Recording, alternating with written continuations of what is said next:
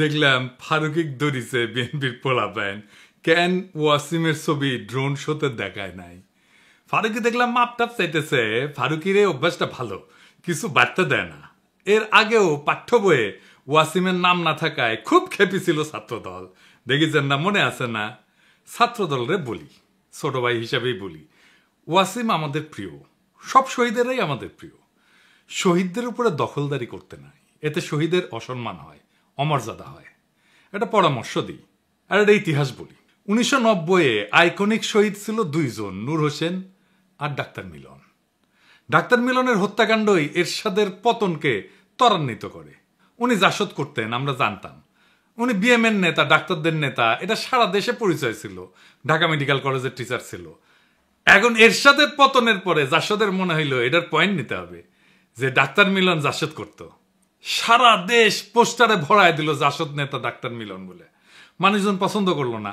উনি ডাক্তারদের নেতা, ঢাকা মেডিকেল কলেজের শিক্ষক, 90-এর শহীদ, এই পরিচয়টা ঢাকা দিতে চাইল জাসদ পরিচয় দিয়া। কি ফল হইল? নূর হোসেন যুবলীগের কর্মী ছিল, তার নাম সবাই জানে। ডাক্তার মিলনের নাম আজকে কয়জন জানে? এইভাবেই দলের স্বার্থ খাইয়া ফেলে শহীদের অমরত্বকে। ওয়াসিম শুধু না, সব শহীদের নামই টিকে থাকবে যদি ছাত্রদল আধিক্ষেতা না করে। শহীদদের মধ্যে শিবিরের ছেলে নাই? অবশ্যই আছে, ওরা তো আধিক্ষেতা করতেছে না। একমাত্র ওয়াসিমকে নিয়ে আধিক্ষেতা করতেছে ছাত্রদল। যখন মানুষ দেখবে যে আরে জোর করতেছে তো আমার উপরে, তখনই মানুষ মুখ ফিরায় নেবে। এভাবে হয় না আসলে।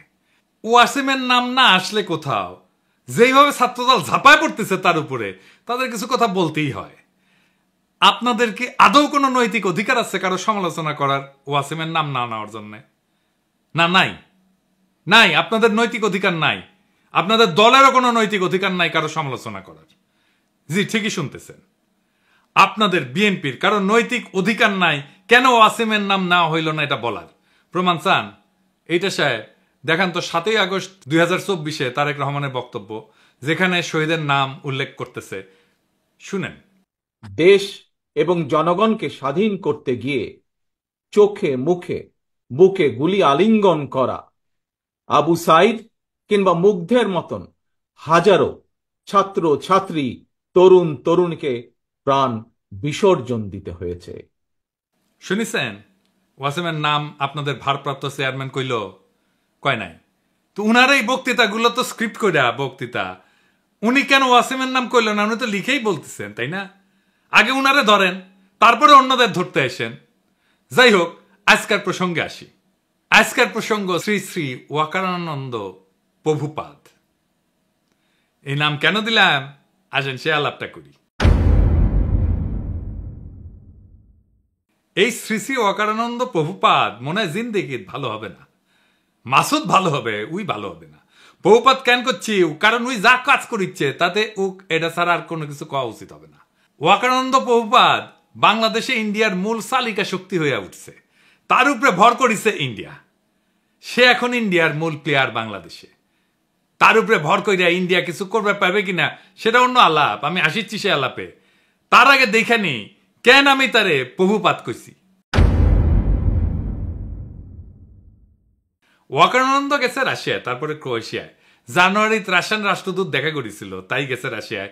রাশিয়া কেন? কেন আমরা হিন্দুস্তান টাইমসের শিরোনাম দেখি, লিখেছে হিন্দুস্তান টাইমস, অভ্যুত্থানের জল্পনার মধ্যে ভারতের বন্ধু দেশে বাংলাদেশি সেনাপ্রধান করলেন কাজ। এই কথার মধ্যে সবকিছু কয়া দিছে। তাহলে কি কাজ করতে গেছে ওইটি? আপনি যখন কারোর সাথে ঘুটু করতে যাবেন না, তখন তৃতীয় একটা দেশে যাবেন। এই তৃতীয় দেশটা হইতেছে রাশিয়ায়। এই রাশিয়ায় গিয়া সে ইন্ডিয়ার পানি পড়া নিয়ে আসিছে। আইসাই সে দেখাতে গেছে যে দেখো দেখো দেখো, বাংলাদেশে ইন্ডিয়ার সিফার সালাক এখন আমি ওয়াকারানন্দ প্রভুপাদ, আমার এখন সাত ডাকবা, বুঝছাও। গেছে বৌদ্ধ বিহারে। দেখেছেন হিন্দুস্তান টাইমস কি নিউজ করলো এবার দেখেন। বাংলাদেশ ভাগের কথা উঠতেই এবার মৌলবাদীদের কড়া বার্তা সেনাপ্রধানের। ওয়াকার বললেন, দেখেছাও। এরপরে কুটি গেল, এরপরে গেল পয়লা বৈশাখ করতে ঢাকেশ্বরী মন্দিরে। আর পাশে কে? এডিটর সাহেব দেখান। এই কিরে, এই কিরে কিরে, সন্তোষ শর্মা। হ্যাঁ, সন্তোষ শর্মা বাংলাদেশের রয়ের 1 নাম্বার লোক। বাংলাদেশে আলেমদের ইন্টারোগেশনের টাইমে হাজির থাকতো এই সন্তোষ শর্মা। শোনেন হারুন ইজাহারের কণ্ঠে। একটা নাম আমি বলতে চাই, আপনাদের সকলকে চিহ্নিত করে দিতে চাই। সে হচ্ছে এই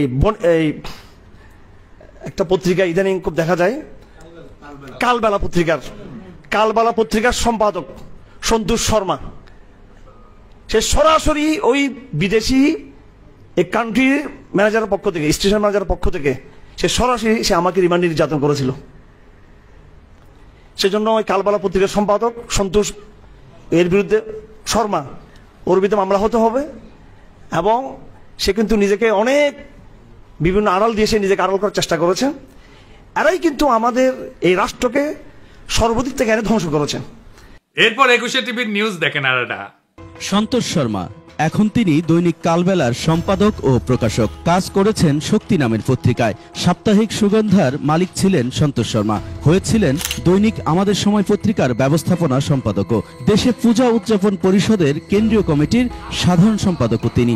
ভারতের প্রধানমন্ত্রী নরেন্দ্র মোদীর সাথে ঘনিষ্ঠতার সংবাদ প্রকাশ করে তার নিজের পত্রিকাতেই। পেশাগত এসব পরিচয়ের আড়ালে সম্প্রতি বেরিয়ে আসছে ভয়ঙ্কর তথ্য।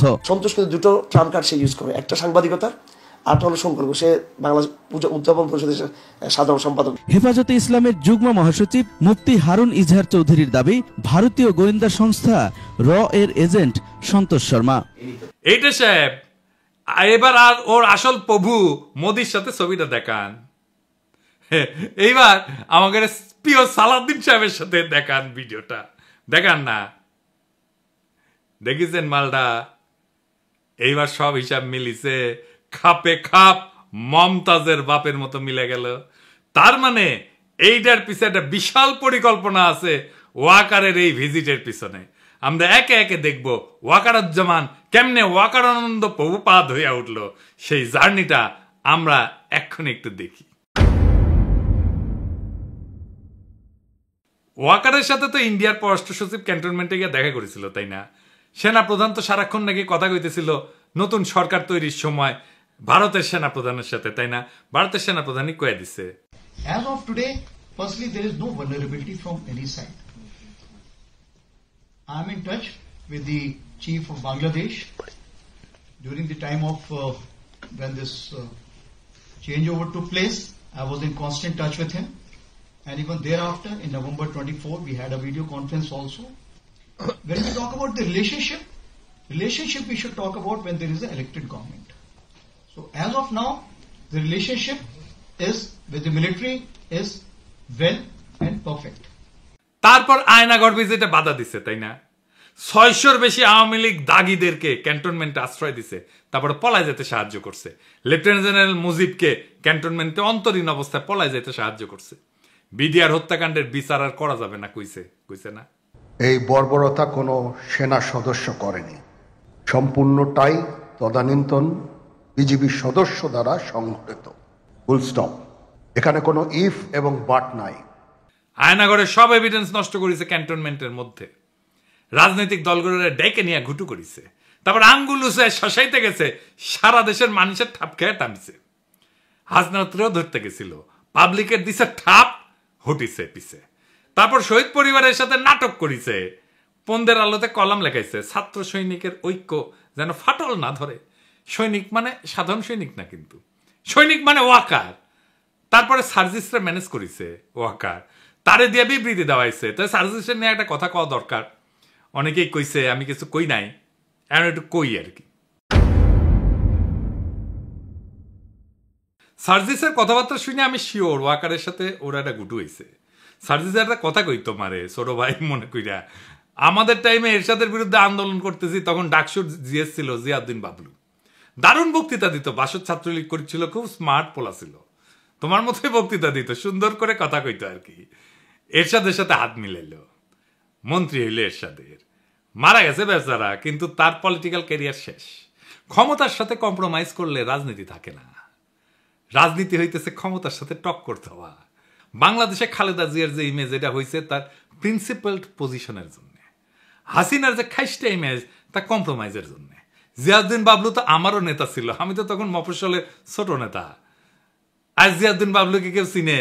ওই সময়ের কত নেতা আছে না, কত নেতা ছিল, তো আমার যেটুকু পরিচিতি হয়েছে সেটুকু পরিচিতি তো তাদের নাই। অথচ আমি তো তখন মফস্বলে কর্মী ছিলাম, তাই না? রাজনীতি একটা অনেক লম্বা পথ। এইখানে এই বয়সে কম্প্রোমাইজ করে ফেললে হয়তো এমপি হবা 2-1 বার, তারও বেশি হইতে পারো, মন্ত্রীও হয়তো হবা, তারপর জিয়াউদ্দিন বাবলু হয়ে যাবে। হাসনাত মন্ত্রী এমপি হইতে পারবে কিনা জানি না, কিন্তু বাংলাদেশের নেতা হবে, আগামীর বাংলাদেশের নেতা হবে, যদি তার ইমেজটা এইভাবে ধরে রাখতে পারে। মার্চ ফর গাজায় হাসনাত যে মিছিল করিচ্ছেন না, ওর পাশের জায়গাটা তো তোমার হইতে পারতো সার্জিস, হয় নাই? ওই জায়গাটা রাজনীতির। আর ওয়াকার আনন্দ বহুপাদের সাথে যে কোনো কথাবার্তার নেগোসিয়েশন সব প্রাসাদ ষড়যন্ত্র, ওইখানে রাজনীতি থাকে না। যাই হোক, এই যে ওয়াকার এইসব করিচ্ছে, কেন করিচ্ছে, কিভাবে শুরু হইল এটা? বিক্রম মিশ্র এসে তার সাথে মিটিং করলো। আসছিল বিক্রম মিশ্র বাংলাদেশে, তারপরে হাওয়া, ওর খোঁজ পাওয়া যাচ্ছে না কয়েক ঘন্টা। তারপরে দেখা গেল ওয়াকারের সাথে মিটিং করেছে, এবং এই মিটিং কোনো শিডিউলে করা মিটিং না, কোনো আগে থেকে ঠিক করা মিটিং না, হুট করে মিটিংটা কইরা চলে গেল। তারপরে খালেদা জিয়ার সাথে দেখা করলো ওয়াকার। এটাই হইতেছে মূল খেলা ঘোরানোর ইভেন্ট। এইখানে ওয়াকার, বিএনপি আর ইন্ডিয়া তিনজন এক লাইনে আসে। ওয়াকার হইয়া ওঠে বাংলাদেশে ইন্ডিয়ার পিভট। মানে সাইকেলের চাকা দেখেছেন না? তো সাইকেলের চাকা স্পোক গুলা যে লেগে থাকে যে মাঝখানে, ওই যে ইয়ের কাছে, ওই গোল্লিয়ের কাছে, ওটাই হইতেছে পিভট, বুঝছাও?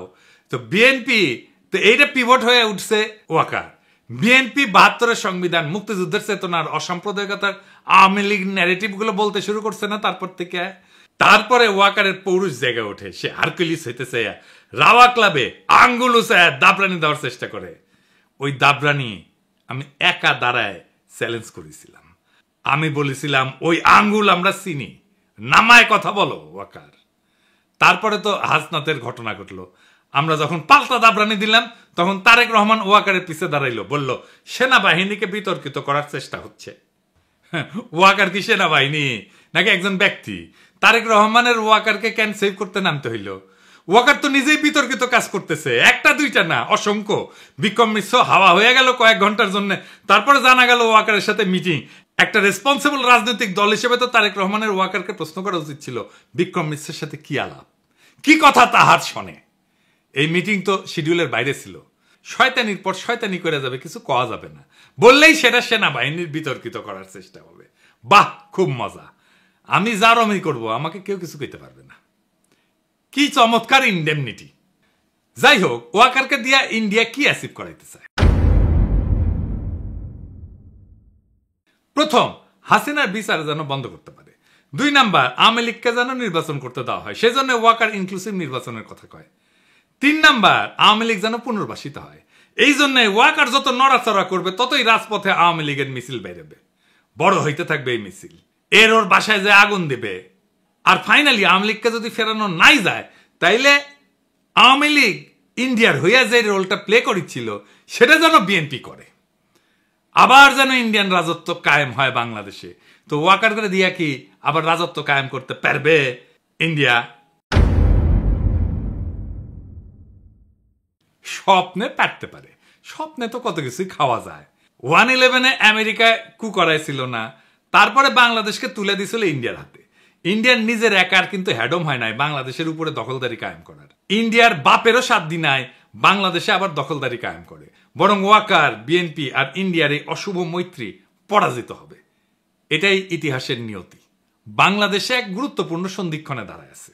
জুলাই বিপ্লবের পর প্রফেসর ইউনূস যে সরকার পরিচালনার দায়িত্ব দেওয়া হয়েছে, তা শুধু নির্বাচন আয়োজনের জন্য না, বরং দীর্ঘদিনের দুর্নীতিগ্রস্ত রাজনৈতিক এবং প্রশাসনিক কাঠামো সংস্কারের জন্য।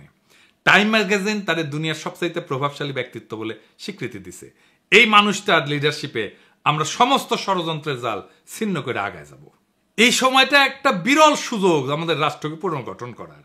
কিন্তু এই রাজনৈতিক দলগুলা প্রয়োজনে সময় দিচ্ছে না, সাহায্য করতেছে না, তড়িঘড়ি করে নির্বাচন নির্বাচন নির্বাচন কইরা মাথা খারাপ করে দিছে। এই তড়িঘড়ির নির্বাচন করলে আগের যে সিস্টেম ছিল সেটাই থাকবে, কিছুই বদলাবে না। আবার ফিরে আসবে সেই ফ্যাসিবাদ, আবার ফিরে আসবে সেই স্বৈরাচার। বারবার দেখতেছেন না, বারবার রক্ত দেওয়া লাগতেছে, বারবার লড়াই সংগ্রাম করতে হচ্ছে, ওই একই জিনিস আবারও থাকবে যদি আমরা এবার কিছু করতে না পারি।